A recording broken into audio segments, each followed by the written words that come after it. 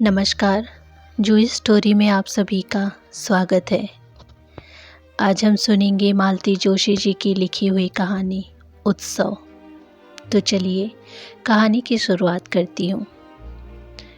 कल पूरा दिन बेटे से बात नहीं हो पाई थी, इसीलिए उसने सुबह लैंडलाइन पर फ़ोन लगा दिया।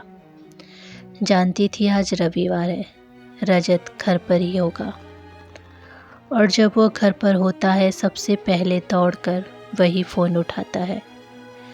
माँ से तो इतनी जल्दी चला भी नहीं जाता। वही हुआ, फ़ोन रजत ने उठाया। वह बोली, अरे शाम को तुम लोग कहाँ चले गए थे? मैं बार बार फ़ोन लगा रही थी, कोई उठा नहीं रहा था। हम लोग न कल संजना बुआ की शादी में गए थे। रजत ने एक एक शब्द पर जोर देते हुए कहा। संजना की शादी? क्या बात कर रहे हो? जरा दादी को फ़ोन देना। तब तक माँ ने खुद ही फ़ोन उठा लिया था। बोली, वह तो पागल है, शादी नहीं, हम लोग संजना की सगाई में गए थे। सगाई? पर एकदम कैसे? एकदम कहाँ बेटा, पिछले महीने वो लोग देखने आए थे, तभी तय हो गया था। तुम्हें गौतम ने बताया नहीं था क्या? भूल गए होंगे, मैं पूरा महीना मम्मी के यहाँ थी ना। कहते हुए उसने फ़ोन रख दिया। इसके बाद किसी से बात करने की इच्छा नहीं हो रही थी। मन हो रहा था कमरे में जाकर चुपचाप पड़ी रहे, पर जानती थी मम्मी पापा नाश्ते के लिए प्रतीक्षा कर रहे होंगे, इसीलिए नाश्ते की टेबल पर चली गई। किसकी सगाई की बात हो रही थी? मम्मी ने पूछा। संजना की। संजना कौन? पापा ने पूछा। मेरी ननद, गौतम की चचेरी बहन। उसकी सगाई हो गई और तुझे खबर भी नहीं हुई? मम्मी ने कहा। कायदे से तो हमें भी निमंत्रण मिलना चाहिए था, पर जब घर की बहू को ही नहीं बुलाया गया तो हम लोग क्या लगते हैं? और अब तुम्हारी चाची सास पूरी बिरादरी में कहती फिरेंगी कि गौतम की बहू तो मायके में ही पड़ी रहती है, उसे ससुराल से कोई लेना देना नहीं है। 16 सोमवार वाली बात याद है ना? उस समय गलती हमारी थी, पापा बोले। ससुर जी के षष्ठी पूर्ति के दिन तुम्हारी बेटी वहाँ केक काटने तक भी नहीं रुकी थी। मैं सारे झंझटों में से समय निकाल कर दौड़ता भागता समधी जी को बधाई देने पहुँचा था। सोचा था लौटते समय बिटिया को लेता आऊँगा, पर पता चला वह तो कब की जा चुकी है। मैं इतना शर्मसार हो गया था। पापा, मम्मी ने सुबह से इतनी बार फ़ोन किया कि गौतम एकदम चिढ़ गए। बोले तुम जाओ, यहाँ का हम सब निपट लेंगे। मुझे बिना बताए टैक्सी बुलवा ली। घर में इतने लोग थे, सबके सामने बहस करना अच्छा नहीं लगा। अपने यहाँ तो कार्यक्रम शाम को था ना? पापा मम्मी से बोले। फिर उसे सुबह से बुलाने की क्या ज़रूरत थी? उन लोगों ने अपने कार्यक्रम के कारण डिनर का प्रोग्राम कैंसिल कर दिया था। वर्किंग डे होने के बावजूद उन्होंने लंच का कार्यक्रम रखा था, पर उसी दिन करने की क्या ज़रूरत थी? अगले दिन भी तो कर सकते थे। तुम सोमवार का उद्यापन मंगलवार को कर सकती थी। हर तिथि का अपना महत्व होता है। जन्मदिन उसी तारीख को मनाया जाता है। केक काटने के बाद परिवार की स्त्रियों ने उनकी आरती उतारी थी, पर इस कार्यक्रम में घर की बहू नदारद थी। सबके मन में क्या सोचा होगा, यह सोच सोचकर मैं दुखी हुआ जा रहा था। आखिर उसे सुबह से बुलाने की क्या ज़रूरत थी? घर में कितना काम था, सब उसे समझाना था। नेक दस्तूर व सामान संभलाना था। हलवाई के लिए सामान निकालना था। पलंग के लिए दरी लगवानी थी। मैं 4 बजे पूजा में बैठ जाती तो यह सब उसे कौन बताता? तुमने उसके भरोसे यह कार्यक्रम किया था क्या? और मेरे पास कौन है? मम्मी ने अपना ड्रम कार्ड निकाला। पिंकी वहाँ से उठ गई। वह जानती है अब रोना धोना शुरू हो जाएगा। उसकी भावनाओं को इतना ठेस पहुंची है, इसकी किसी को परवाह नहीं है। मम्मी अपनी शिकायतों का पिटारा खोल कर बैठ जाएंगी। उस दिन गौतम खाना खाकर आए थे। इस बात को मम्मी ने अब तक क्षमा नहीं किया है। 16 सोमवार के उद्यापन में आने वाली भी दिन भर व्रत रखते हैं, पर गौतम का तर्क था, मेरे घर में फंक्शन था, मैं वहाँ से बिना खाए कैसे आता। मम्मी बोली, अच्छा हुआ मैंने 2-3 एक्स्ट्रा जोड़े न्योत रखे थे, नहीं तो मेरा व्रत ही खंडित हो जाता। वैसे दामाद को खिलाने का पुण्य नहीं मिला तो नहीं मिला। पूरी दोपहर विचारों में खोई अपने कमरे में पड़ी रही। खाने का बुलावा आया तो मुंह बनाकर चली आई।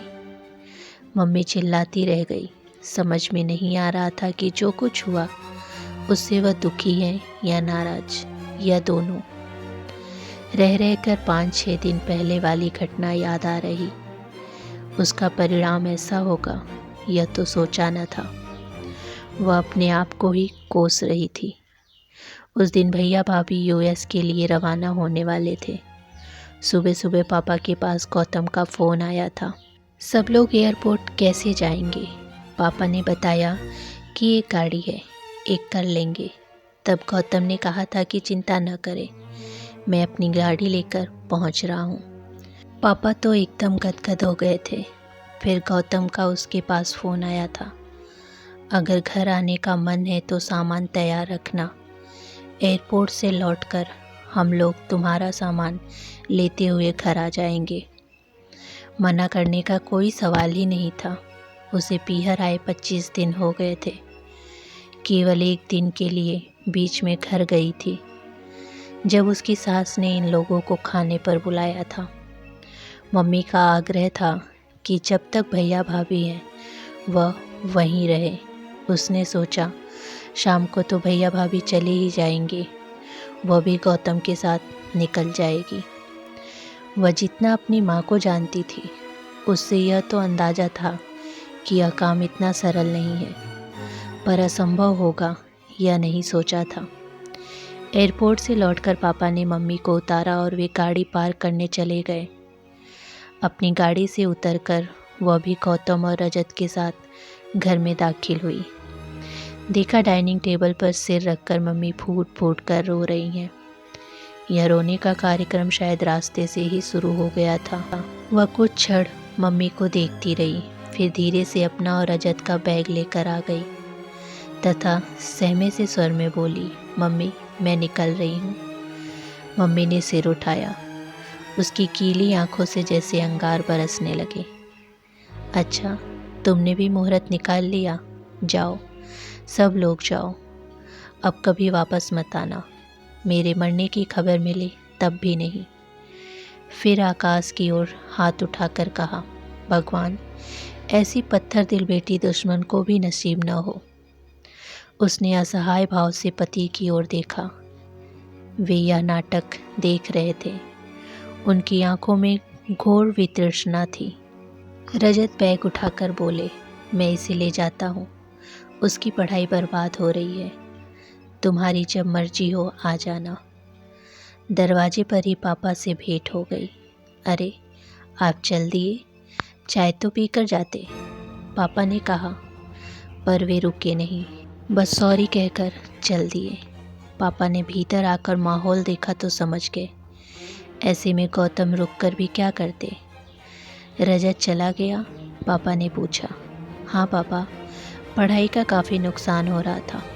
अपना बच्चा क्लास में पीछे रह जाए तो अच्छा नहीं लगता ना। वैसे भी पलक और पुनीत के जाने के बाद वह यहाँ बोर ही होता। अपना सूटकेस उसने प्रयत्नपूर्वक छिपा दिया था ताकि बाकी ड्रामे का पापा का पता ना लगे। उस दिन के बाद पति पत्नी के बीच संवाद ही खत्म हो गया था। शायद संजना की सगाई के कारण ही वे उसे घर लेने जाना चाहते थे, पर वह साथ नहीं गई तो उन्होंने या किसी ने भी उसे बताने या बुलाने की ज़रूरत नहीं समझी। वह अपने आप को बहुत उपेक्षित महसूस कर रही थी। इस विसंवाद को किसी तरह समाप्त करना होगा। इसके लिए उसे ही पहल करनी पड़े तो कोई बात नहीं। इतनी छोटी सी बात को प्रतिष्ठा का मुद्दा बनाना ठीक नहीं है। शाम को उसने गौतम को फ़ोन लगाया। कहना चाहती थी कि कल ऑफिस से लौटते हुए मुझे लेते जाइए। फ़ोन उठाते ही उन्होंने बड़े सपाट स्वर में कहा, बोलो।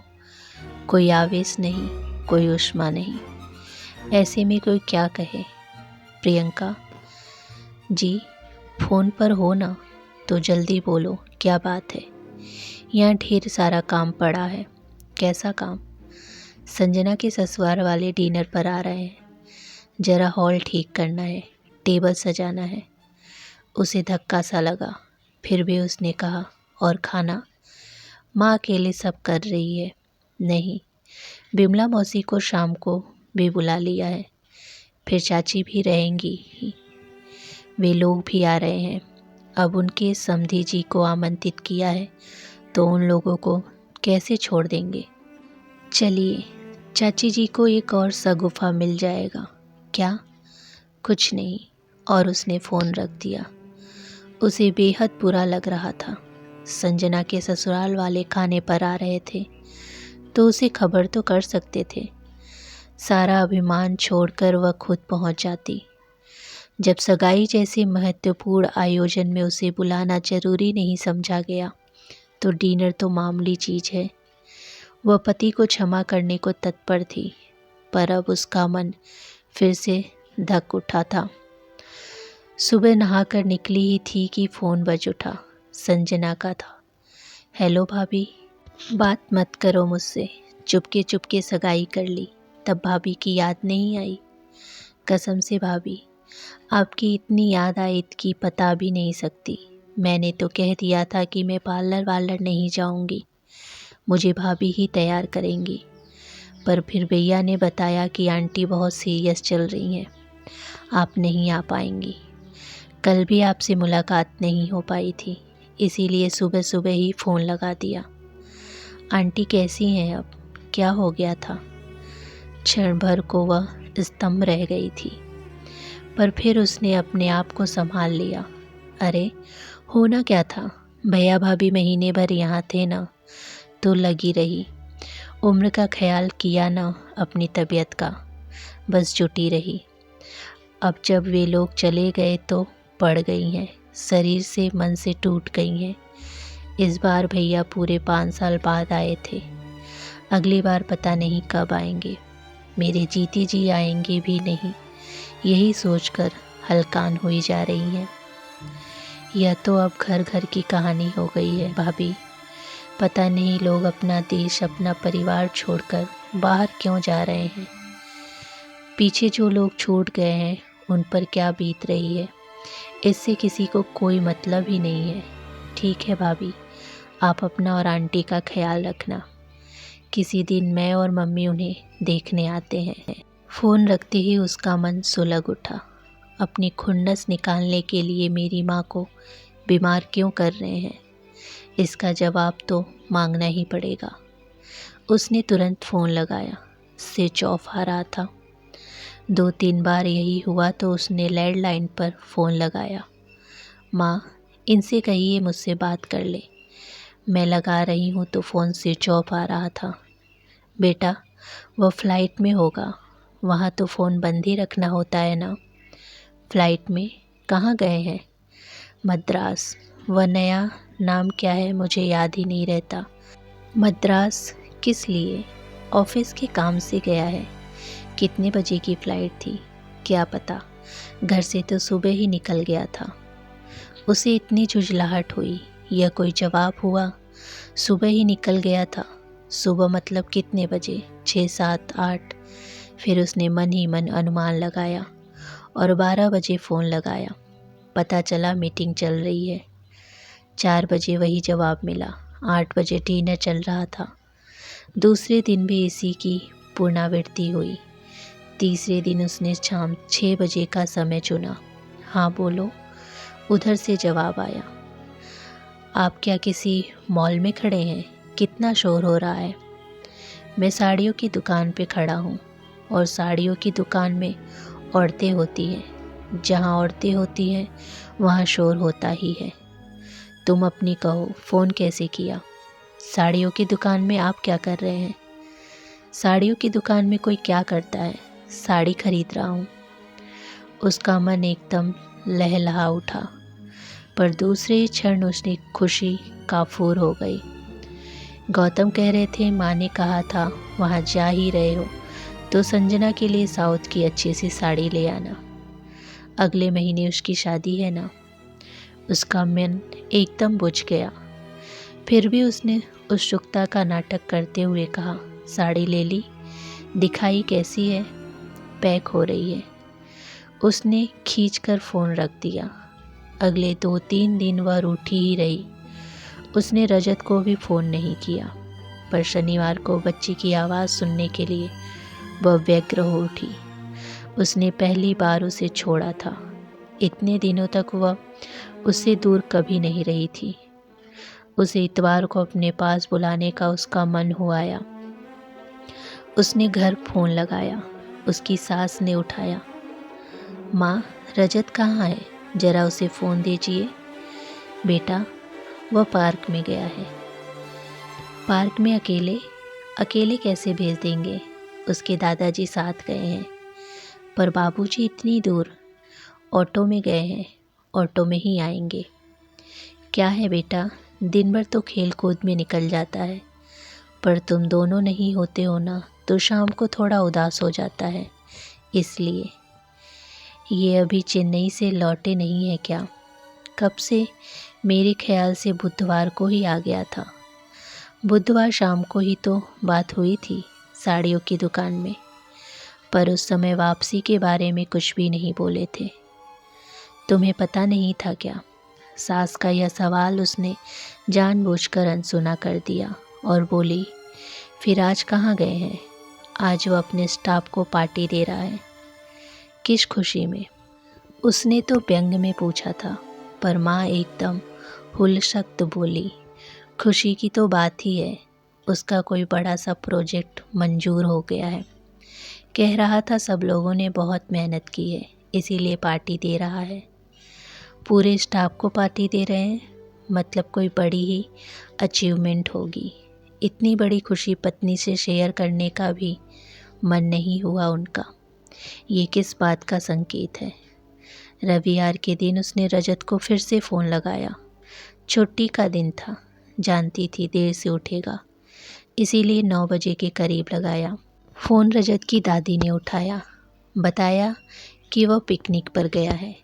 वहाँ किसी पानी वाली जगह पे तो नहीं गया है, नहीं तो टीचर लोग बात करती रह जाएंगी, तो वह स्कूल की पिकनिक पर नहीं गया है। गौतम का एक दोस्त सब परिवार ऑस्ट्रेलिया से आया है। यहाँ के कुछ दोस्तों से मिलकर फैमिली पिकनिक प्लान की है। डैम साइड पर कोई नया होटल खुला है, वही गए हैं। पता है उसे, पिछली शादी को सालगिरह उन लोगों ने वहाँ मनाई थी, पर फैमिली पिकनिक में गौतम को उसकी याद नहीं आई। क्या सचमुच अपने जीवन में गौतम ने उसे निष्कासित कर दिया है? नाश्ते के लिए बुलावा आया तो वह चुपचाप जाकर बैठ गई। उसका चेहरा देखकर पापा ने पूछा, रजत से बात नहीं हुई क्या? वह पिकनिक पर गया है, उसने बुझे स्वर में कहा। यह मौसम ही पिकनिक का है, बच्चे खूब एंजॉय करते हैं। तुम भी एंजॉय करो संडे का स्पेशल नाश्ता। और चिंता बिल्कुल नहीं करना, वे लोग खूब अच्छा ख्याल रखते हैं। मुझे तो इतना आश्चर्य होता है, हमसे एक बच्चा नहीं संभाला गया और वे लोग इतने सारे बच्चे को पता नहीं कैसे कंट्रोल कर लेते हैं। उसने यह नहीं बताया कि रजत कौन सी पिकनिक पर गया है। वह चुपचाप संडे का स्पेशल नाश्ता यानी कि समोसा और जलेबी एंजॉय करने की कोशिश करने लगी। तुम खा रही हो कि चुन रही हो? कुछ देर बाद मम्मी ने टोका। घंटे भर से जलेबी का एक टुकड़ा दांतों में दबाए बैठी हो। ध्यान कहाँ है तुम्हारा? तुम कैसी माँ हो? पापा ने कहा। तुम्हें इतनी सी बात समझ में नहीं आती? अपने 32 साल के बेटे के लिए रो रो कर घर भर देती हो।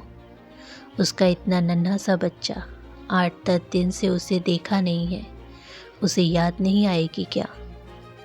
तो भेजने की क्या ज़रूरत थी? उसकी पढ़ाई का ऐसा हवा बना रखा है जैसे बीए की पढ़ाई हो। मम्मी, एक बार बच्चों को स्कूल ब्रेक करने की आदत पड़ जाती है तो बहुत मुश्किल होती है। और बीए कौन न सही, जो भी है उसके लिए तो वह पढ़ाई भारी ही है। तुम एक काम करो बेटा। क्या पापा? यहाँ आसपास कोई अच्छा सा प्ले स्कूल हो तो वहाँ उसका एडमिशन करवा दो। जब यहाँ रहोगी वह उस स्कूल में जाया करेगा। इससे यह होगा कि उसकी पढ़ाई भी बर्बाद नहीं होगी और बच्चा भी पास बना रहेगा। क्या बात कर रहे हैं पापा? ऐसा भी कहीं होता है? ऐसा करना पड़ेगा क्योंकि तुम्हें तो यहाँ आते ही रहना है। पापा टूर पे हो तो तुम्हें आना है, मम्मी का माइग्रेन सर उठाए तो तुम्हें आना है, मम्मी की किट्टी पार्टी है तो तुम्हें आना है, मम्मी के घर सुंदरकांड का पाठ है तो तुम्हें आना है। इन शॉर्ट, इस अंजुमन में आपको आना है बार बार। ये आखिरी पंक्ति पापा ने अत्यंत बेसुरी आवाज़ में महाभाव सहित अदा की। पिंकी को तो हंसी आ गई, पर माँ एकदम चिढ़ गई। मेरा मजाक बना रहे हो ना? मैं नाचीज़ तुम्हारा क्या मजाक बनाऊंगा? तुम खुद एक बड़ा मजाक बनी हुई हो, पता है। इस समय तुम बहुत सीरियस बीमार हो, इसीलिए बेटी तुम्हारी सेवा पहल के लिए यहाँ रुकी हुई है। बीमार पड़े मेरे दुश्मन, किसने फैलाई है ये अफवाह? जब परिवार की बेटी की सगाई में परिवार की बहू नदारत हो, कुछ तो बहाना बनाना पड़ेगा। तो हमें क्या सपना आया था? एक बार खबर तो करते। खबर करते तो तुम कहती जब भी लड़की यहाँ आती है तुम्हारे यहाँ कोई न कोई काम निकल आता है। जानबूझकर करते हो तुम लोग। माँ बेटी दोनों चौंक गई। पापा, यह सब आपसे किसने कहा? किसी ने भी कहा हो, बात सच है ना? क्या हुआ था? पिंकी ने एक बार माँ की ओर देखा और बोली, माँ की एक सहेली कनाडा से आई थी, उन्हें डिनर पर बुलाया था। नेचुरली वे मुझे और रजत को भी देखना चाहती थी, इसीलिए ऑफिस जाते समय गौतम ये कहने आए थे कि शाम को तैयार रहना। मैं ऑफिस से आते ही समय दोनों को लेता जाऊंगा, सुबह ऑफिस जाते हुए छोड़ जाऊंगा। फिर मम्मी ने मना कर दिया। क्यों? उस दिन मेरे यहाँ भी कार्यक्रम था। शाम को मैंने पंकज और पल्लवी के लिए पार्टी रखी थी। सारे रिश्तेदारों और मोहल्ले वालों को बुलावा था, तो उसके लिए पिंकी को रोकने की क्या ज़रूरत थी? वह तो उन लोगों से मिलती ही रहती है। घर में इतना बड़ा कार्यक्रम हो और मैं कहाँ गया था? हाँ, आप चोपड़ा अंकल के घर नागपुर गए थे। हाँ, मातमपुरसी पर गया था। तो फिर गौतम लेने नहीं आया? पर तुम्हें तो अपने घर का पता मालूम है ना? टैक्सी करके चली तो जाती पर मम्मी तांडव मचा देती। यही ना, पापा भैया भाभी इतने दिनों बाद आए थे, उनके सामने तमाशा हो जाता, अच्छा नहीं लगता। काश इतनी फिक्र तुमने अपनी सास की होती।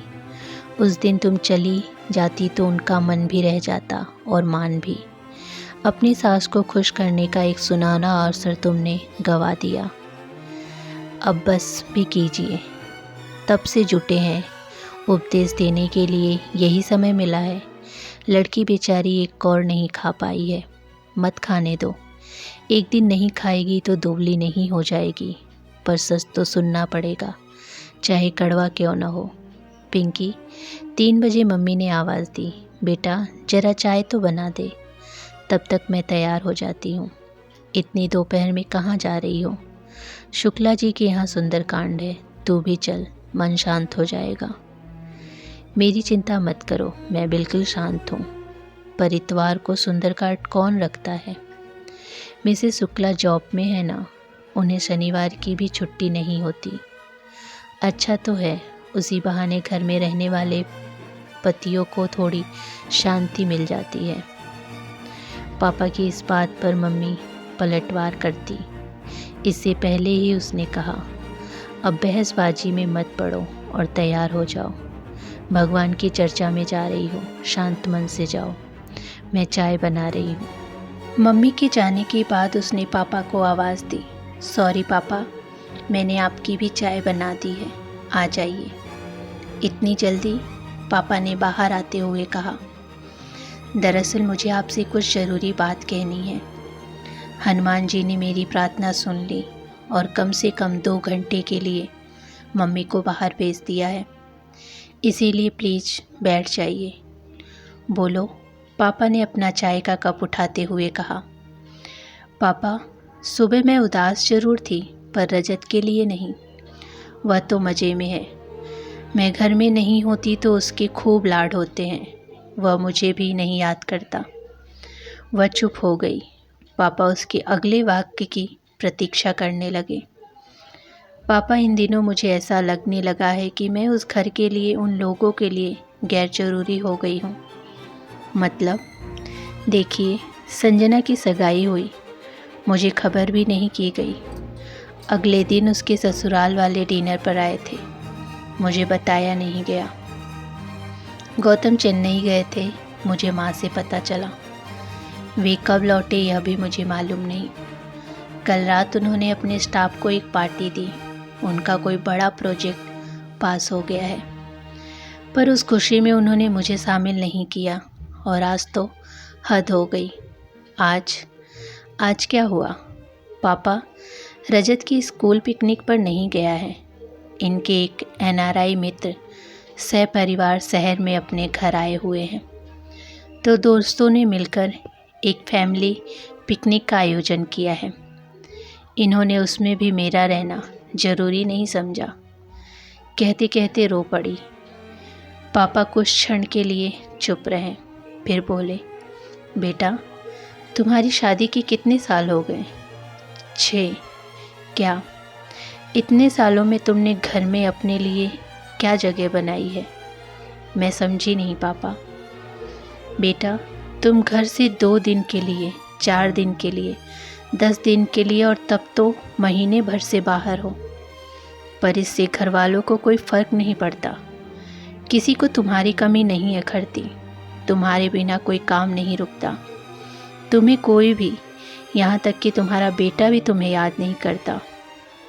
इसका मतलब यही है कि तुम बहुत पहले से घर के लिए, उन लोगों के लिए गैर ज़रूरी हो गई हो। बस इसका एहसास तुम्हें अब हुआ है। पिंकी फटी फटी आंखों से पापा को देखती रह गई। बेटा, गृहिणी वह होती है जो अगर एक दिन भी घर में न रहे तो हाहाकार मच जाता है।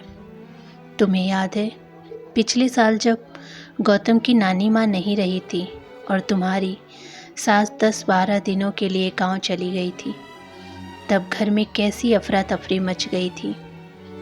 याद मत दिलाइए पापा, मैं तो उन दिनों एकदम पागल हो गई थी। उस समय से कुछ किस्से तुमने भी मुझे सुनाए थे। तुम्हें यह भी पता नहीं था कि रोज़ घर में कितना दूध लिया जाता है, धोबी के कपड़े किस में दर्ज किए जाते हैं, यह भी तुम्हें मालूम नहीं था। हर पूर्णमासी को पंडित जी के यहाँ सीधा जाता है, यह बात भी तुम्हें ससुर जी ने याद दिलाई थी। और एक दिन घर में आटा ख़त्म हो गया था, तो तुम्हें यही नहीं पता था कि आटा घर में रेडीमेड आता है कि गेहूँ पिसवाया जाता है। तुम्हारी कुक ने, बिमला मौसी ने स्टोर रूम से गेहूँ निकाल कर दिए थे और शाम को अपने बेटे को पिसवाने के लिए भेज दिया था। शादी के 5 साल बाद भी घर के बारे में तुम्हें इतनी कम जानकारी ही थी। यह गर्व करने की बात थी या शर्म करने की, तुम ही सोचो। वह दिन भर माँ ही लगी रहती हैं, तो और क्या करेंगी बेचारी। कोई हाथ बटाने वाला तो हो। तुमने कभी कहा कि सुबह का नाश्ता मैं बनाऊंगी या कि शाम का खाना मुझ पर छोड़ दीजिए, और तुमने कह भी दिया तो वे भरोसा कैसे करेंगी। आधे दिन तो तुम घर से गायब रहती हो। वे गांव से लौटी नहीं कि तुम यहाँ चली आई। अच्छा लगता है। मम्मी मातमपुर पर आई थी तो बोली, बहुत थक गई हो, 4 दिन चलकर आराम कर लो। तुम मना तो कर सकती थी ना। कह सकती थी कि मेरा अभी आना मुमकिन नहीं है। माँ इतने दुख भरे वातावरण से आई हैं, मैं उन्हें अकेला नहीं छोड़ सकती। तुमने कभी भी इस घर की समस्याओं को प्राथमिकता नहीं दी। कभी नहीं कहा कि माँ के नवरात्र का उपवास चल रहा है। मेरे घर में रहना चाहती हो, घर में पुताई चल रही है, मैं घर छोड़ नहीं सकती। बाबूजी के दोस्त खाने पर आ गए हैं, मुझे माँ का हाथ बटाना होगा। तुमने इस तरह कभी सोचा ही नहीं। बस मम्मी का फ़ोन आया कि तुम दौड़ी चली आई हो। मम्मी फ़ोन पर रोने लगती है तो फिर वे तुम्हारी कमज़ोरी समझ गई हैं, इसीलिए तुम्हारा इमोशनल ब्लैकमेलिंग करती हैं। एक आध बार उन्हें निगलेक्ट करो। एक बात और, पंकज आया था, भाई बहन साथ रह ले, इस विचार से तुम्हें बुला लिया था, पर अब पंकज को गए भी 10-12 दिन हो गए। या मत समझो तुम्हारा यहीं रहना मुझे बुरा लगता है, बहुत अच्छा लगता है तुम रहती हो, दिन शांति से कट जाती है। पर बेटा, मुझे बहुत गिल्टी फील होता है, एक अपराध बोध होता है। लगता है सामने वालों के सौजन्य को हम गलत फ़ायदा उठा रहे हैं। पापा, मैंने आपको बताया नहीं था, पर भैया गए हैं। उस दिन एक कांड हो गया था। कांड? कैसा कांड? पिंकी ने हकलाते हुए सारी बातें बता दी। पापा बहुत नाराज़ हुए। यह बात तो मुझे अब बता रही हो, उस समय बताती तो मैं खुद तुम्हें छोड़ आता। तुम्हारी मम्मी के रोने धोने की परवाह नहीं करता। गाड़ी पार्क करके लौट रहा था तो माथुर साहब मिल गए। 5-6 मिनट उसने बात करता रहा। लौटा तो गौतम रजत के साथ दरवाजे पर मिल गया। मैंने चाय के लिए कहा तो बड़ी रुखाई से सॉरी कहकर चले गए। उस समय बहुत बुरा लगा था, वह रोब मेरे मन में बना हुआ था। उस दिन तुमने संजना की सगाई के बारे में बताया, तुम्हें उसमें बुलाया नहीं गया। इस बात का मुझे बहुत बुरा लगा। मैंने उनसे फ़ोन पर बात की, तब उन्होंने कनाडा वाली मौसी की किस्सा सुनाया। यह कोड वे फिर भी छिपा गए। यह उनका बड़प्पन है। मुझे इस बारे में पहले से पता होता तो मैं उनसे जवाब तलब नहीं करता। वह सिर झुकाए सुनती रही। अब क्या इरादा है? वह कुछ नहीं बोली। घर जाना चाहती हो ना? उसने एक बार पापा की ओर देखा और नज़रें झुका ली। अपने घर जाने के लिए भी तुम्हें निमंत्रण की आवश्यकता है? वह चुप। देखो बेटे, रिश्ता को इतना भी मत खींचो कि वे तनाव न झेल सके और टूट जाए। रहीम का दोहा पढ़ा है ना, टूटे से फिर न जुड़े, जुड़े गांठ पड़ जाए। मेरी कुछ समझ में नहीं आ रहा पापा, तो मेरी समझ से काम लो। अपना बैग तैयार कर लो, कल ऑफिस जाते हुए मैं तुम्हें छोड़ते हुए चला जाऊंगा। लेकिन एक बात का ख्याल रखना, तुम्हारी मम्मी को इस बात की हवा न लगने पाए, नहीं तो वह नौटंकी शुरू कर देंगी और फिर तुम्हारे पाँव रुक जाएंगे।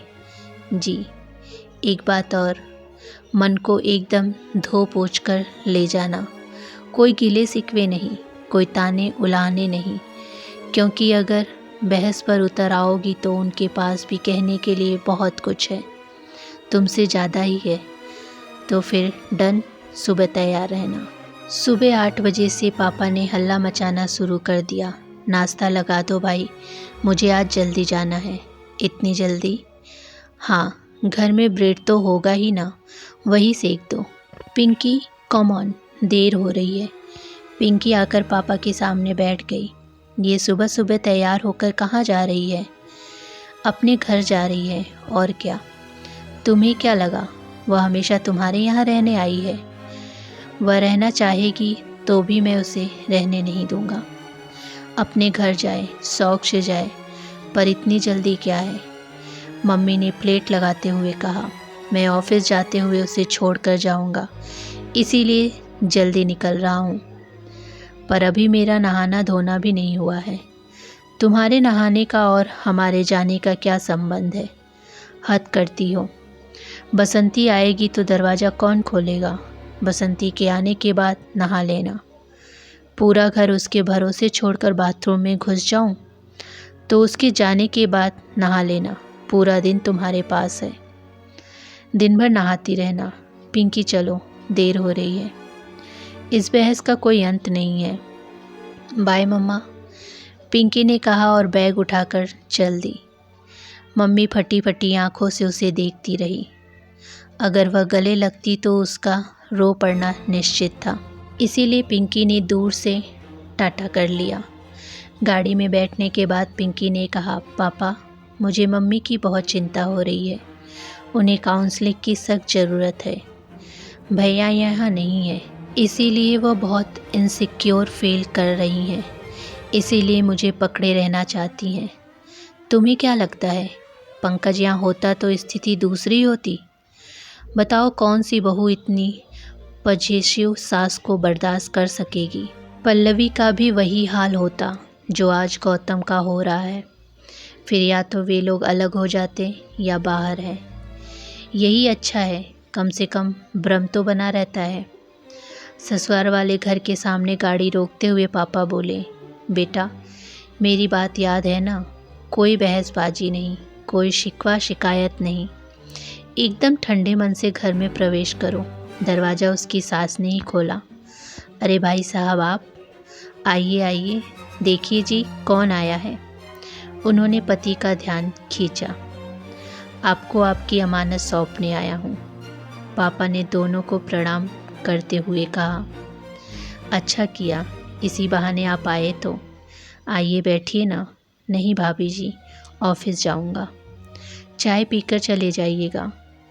ऐसे मैं नहीं जाने दूँगी। ठीक है, आपकी आज्ञा टाली भी तो नहीं जा सकती, पापा ने कहा। और जब पिंकी सास ससुर के पैर छूकर खड़ी हुई तो बोले, जाओ बेटा, जल्दी से चाय बना कर ले आओ। अरे वह क्यों बनाएगी, अभी तो आई है। तो कौन सा पैदल चल कर आई है? पिंकी बेटा, फटाफट बना कर ले आओ, नहीं तो मैं लेट हो जाऊंगा। पिंकी चाय बनाने चली गई। वे तीनों बैठ गए। बहन जी कैसी हैं? पिंकी की सास ने पूछा। वैसी ही हैं और वैसी ही रहेंगी। यह असाध्य रोग है, ठीक नहीं होगा। अरे ऐसा क्यों? जब तक वे इस सत्य को स्वीकार नहीं कर लेती कि बेटा विदेश में बस गया है, लौटेगा नहीं, तब तक वे ठीक नहीं होंगी। इस सत्य को स्वीकार करना इतना आसान नहीं है। वही तो, अगले साल रिटायर हो रहा हूँ, तब उन्हें घुमा लाऊंगा। बेटे की गृहस्थी दिखा दूंगा। आप भी अपना ग्रीन कार्ड बनवा लीजिए। समधी जी बोले, नहीं भाई साहब, 2-4 महीने घूमने जाना ठीक है। मैं अपना देश छोड़कर हमेशा के लिए वहाँ नहीं रह सकता। पिंकी की माँ चाहेगी तो उन्हें छोड़ आऊँगा। फिर उनके रोज़ के व्रत अनुपालनों से घबराकर बहू खुद उन्हें यहाँ छोड़ जाएगी। तभी अपना ब्रीफ केस लेकर गौतम नीचे उतरे। अरे पापा जी, आप कब आए? प्रियंका को छोड़ने आए हैं, माँ ने बताया। तो आपने क्यों तकलीफ़ की? मुझे बता देते, मैं ले आता। आपको तो उल्टा पड़ता होगा। गाड़ी में 4-5 किलोमीटर कम ज़्यादा हो जाए तो क्या फ़र्क पड़ता है बेटा? इसी बहाने आप दोनों के दर्शन हो गए। उन्होंने समधी समधिन को हाथ जोड़ते हुए कहा। उसी समय पिंकी चाय ले आई। बेटा जाओ, गौतम जी का नाश्ता लगा दो, टिफ़िन तैयार कर दो। चाय पीकर मैं निकल जाऊंगा। पिंकी समझ गई, पापा उसे संकेत दे रहे हैं कि उसे किस तरह अपने को घर में व्यस्त करना है, स्थापित होना है। वैसे तो गौतम का नाश्ता भी तैयार था और टिफ़िन भी। आओ बेटा, नाश्ता कर ले। गौतम और पापा के निकल जाने के बाद माँ ने कहा, मैं घर से नाश्ता करके चली थी। उसने प्लेट लगाते हुए विनम्रता से कहा, थोड़ा सा हमारे साथ कर लो। मुझे मालूम है घर से चलते समय कुछ खाया नहीं जाता, बस मुँह जुठाना होता है। माँ ठीक कह रही थी। उसने सचमुच घर से कुछ खाया नहीं था, पर उसका कारण था मम्मी पापा की जुगलबंदी। वह और पापा दोनों ही बस मुँह जुठार कर ही उठे थे। माँ ने जैसे उसके मन को पढ़ते हुए कहा, मैं गौतम के साथ भाई साहब का भी नाश्ता लगा रही थी, पर वे जल्दी में थे। चाय के लिए ही बड़े मुश्किल से राजी हुए। यहाँ से ऑफिस बहुत दूर पड़ता है ना, करीब करीब दुगना अंतर हो जाता है। कहते हुए याद आया, जल्दी के कारण आज पापा का टिफ़िन भी नहीं बन पाया था। बेचारे पापा, आज कैंटीन के खाने पर ही गुजारा करना पड़ेगा। शाम को भी मम्मी का मूड कैसा रहेगा पता नहीं। कैंटीन में कम से कम शांति से तो खा सकेंगे। 12 बजे रजत स्कूल से लौटा। उसे देखते ही खुशी से उछल उठा और दौड़कर उससे लिपट गया और थोड़ी देर बाद ही उसकी रुलाई फूट पड़ी और वो हिचकियाँ लेकर रोने लगा। उसके भी आंसू निकल आए। बहुत याद करता था तुम्हें, पर हमने जानबूझकर नहीं बताया। तुम्हारा मन बट जाता और फिर तुम मम्मी की देखभाल ठीक से नहीं कर पाती। तो मम्मी की बीमारी का सचमुच एक बड़ा हौवा खड़ा कर दिया गया है, घर वालों के लिए भी। खाना खाने के बाद वह रजत को लेकर कमरे में आ गई। पूरी दोपहर रजत उससे चिपक कर सोता रहा। उसने माँ को करवट भी नहीं लेने दी, जैसे उसे डर हो गया कि वह उसे फिर से छोड़कर चली जाएंगी। उसका मन भी वातलस्य से ऊब डूब हो रहा था। सोच रही थी इसे छोड़कर इतने दिन कैसे रह पाई। क्या उसका अभिमान ममता पर भारी पड़ गया था। 4 बजे उसने रजत के हाथ मुंह धुलवाकर कपड़े बदलने नीचे ले आई। उसका दूध गर्म करते करते उसने चाय का पानी भी चढ़ा दिया। दूध पीकर रजत पड़ोस में खेलने चला गया। उसने माँ बाबूजी को चाय दी तो माँ बोली, बेटा जाओ अब चाय पीकर तुम भी फ्रेश हो जाओ, थकी थकी सी लग रही हो। वह समझ गई माँ चाहती थी कि गौतम के आने से पहले वह तैयार हो जाए। कमरे में आकर उसने बाल संवारे, मुंह हाथ धोया और कपड़े बदलकर प्रतीक्षा करती रही। कोई 6 बजे गौतम ऑफिस से लौटे। एक क्षण को दरवाजे पर खड़े होकर उसे देखते रहे, फिर बोले, वो आए हमारे घर पर, खुदा की रहमत। कभी हम उनको, कभी घर को देखते हैं। वह एकदम फट पड़ी। क्या मतलब? घर सिर्फ आपका है, मेरा नहीं है? क्या औरत है यार, इतनी खूबसूरत शेर का कचरा कर दिया। सॉरी, उसने सर झुकाकर कहा। पापा ने कितनी कितनी समझाई से दी थी। कोई ताना उल्लाना नहीं, कोई गिला शिकवा नहीं, क्योंकि अगर तुम बोलोगी तो उनके पास भी कहने के लिए बहुत कुछ है। दरअसल वह सुबह से तनाव में थी, गौतम का सामना करने से कतरा रही थी, और जब इस शेर के साथ सामना हुआ तो बांध टूट गया। गौतम उसके सामने आकर खड़े हो गए और बोले, तुमने अभी पूछा कि क्या यह तुम्हारा घर नहीं है, तो जवाब यह है कि हाँ, यह तुम्हारा घर नहीं है, हॉस्टल है। हॉस्टल जहाँ बच्चे मजबूरी में रहते हैं और हर पल छुट्टियों की प्रतीक्षा करते रहते हैं। छुट्टियाँ लगते ही घर भागते हैं और फिर जब छुट्टियाँ ख़त्म होती हैं तब बेमन से लौटते हैं। उनके माता पिता उन्हें ज़बरदस्ती छोड़ जाते हैं, जैसे आज पापा जी तुम्हें छोड़ गए। उसका चीखने का मन हुआ कि पापा मुझे गोद में उठाकर नहीं लाए थे, मैं अपनी मर्जी से अपने पैरों से चल कर आई हूँ। पर उसने बमुश्किल तमाम अपने पर काबू किया। एक गलती कर चुकी थी, दूसरी करना नहीं चाहती थी। तभी नीचे से आवाज़ आई। गौतम ने कहा, शायद माँ बुला रही है, उनसे कहो बस फ्रेश होकर आ रहा हूँ। वह कमरे से बाहर आई तो देखा सीढ़ियों के बीच में जो चौरस जगह होती है वहाँ माँ ट्रे लेकर खड़ी है। अरे आपने क्यों तकलीफ़ की, ये फ्रेश होकर बस नीचे ही आ रहे थे। नीचे क्यों आएगा, उसे आराम करने दो। ट्रे ले जा सकोगी ना? जी, उसने कहा और ट्रे लेकर सधे कदमों से ऊपर आ गई। गौतम ने वॉशरूम से लौटकर चाय का ट्रे देखा तो बोला, अरे मैं नीचे आ रहा था ना। माँ आधे रास्ते ले आई थी। माँ ने सोचा होगा दोनों अरसे बाद मिले हैं, थोड़ा प्रेमालाप होने दो। उन्हें क्या मालूम यहाँ राग झिंझोटी चल रहा है। चाय ले लीजिए, ठंडी हो रही है। उसने जानबूझकर उनकी बात कौन सुनी करते हुए कहा, तुम नहीं लोगी? थोड़ी सी ले लेती हूँ। वैसे 4 बजे बाबूजी के लिए बनाई थी, तब ली थी। मेरी भी ऑफिस में बहुत हो जाती है, फिर भी घर आकर चाय पीने का मन करता है। कुछ क्षण मौन में कटे, फिर गौतम ने पूछा, तुमने अपना सूटकेस अनपैक नहीं किया? क्या इरादा है? मन हुआ कह दूँ, यह तो आप पर निर्भर है।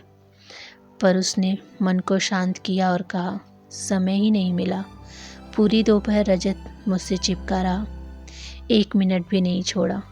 उसने मुझे बहुत मिस किया ना, औरों ने भी किया, बहुत न सही थोड़ा तो किया, पर और लोग बताएंगे थोड़ी ही, इसमें उनकी हेठी होती है ना। बच्चा बेचारा सहज भाव से अपनी बात कह गया। मन की बात कह देने से कोई छोटा नहीं हो जाता, पर मन की बात कहने के लिए हिम्मत चाहिए। मैंने वह हिम्मत जुटाई और पापा से कहा, अब मुझे अपने घर जाना है, क्योंकि जानती थी कि पापा तो कभी नहीं कहेंगे कि बहुत हुआ, अब अपने घर जाओ। माता राम मान गई, उन्हें हवा ही नहीं लगने दी। जब चलते समय टाटा किया तब उन्हें पता चला, और आज मैंने दिन भर अपना फ़ोन स्विच ऑफ करके रखा हुआ है। तुम्हारी बहादुरी की तो दाद देनी पड़ेगी, इसके लिए इनाम तो बनता है। आंख बंद करो। क्यों? कहा ना, आंख बंद करो। कुछ ऐसी वैसी हरकत मत करना रजत, अभी आने वाला है। आंखें बंद करो। इस बार उनकी आवाज़ में सख्ती थी। उसने आंखें बंद कर ली और धड़कते दिल से प्रतीक्षा करने लगी। कुछ ही पलों में उसने अपने आसपास एक रेशमी सरसराहट अनुभव की। कुछ ही पलों में उस सरसराहट ने उसे घेर लिया। उसने आंखें खोलकर देखा, एक रेशमी साड़ी में गौतम ने उसे कुर्सी समेत लपेट दिया था। मोरपंखी रंग की साड़ी थी, गहरे नीले रंग की जरी बॉर्डर थी। हाय, कितनी प्यारी साड़ी है, पसंद आई? कब खरीदी? उसी दिन जब साड़ी की दुकान से तुमसे बात हुई थी, पर आपने तो सिर्फ संजना की साड़ी के बारे में बताया था। यह हमारा सरप्राइज़ आइटम था। उसे याद आया उस दिन वह एक ही पल में कितनी खुश और कितनी निराश हो गई थी। अपने ऊपर शर्माई उसे, इतने सालों में भी पति को नहीं पहचान पाई। उस दिन एयरपोर्ट से लौटने के बाद नाराज़ होकर गए थे, पर उसके लिए साड़ी लाना नहीं भूले। साड़ी तह कर उसने कुर्सी पर रखी और पति की छाती पर मुंह छिपाकर, आपने ठीक कहा था, यह मेरा घर नहीं हॉस्टल है, पर बेमन से हो सही मैं बार बार यहाँ क्यों लौट आती हूँ जानते हो? बताओ। मुझे रूममेट बहुत अच्छा मिला हुआ है। Wow, let's celebrate this precious moment. और फिर सेलिब्रेशन। तो दोस्तों, ये थी मालती जोशी जी की कहानी उत्सव। उम्मीद करती हूँ कि मेरे द्वारा बोली हुई कहानी आप सभी को पसंद आई हो। धन्यवाद।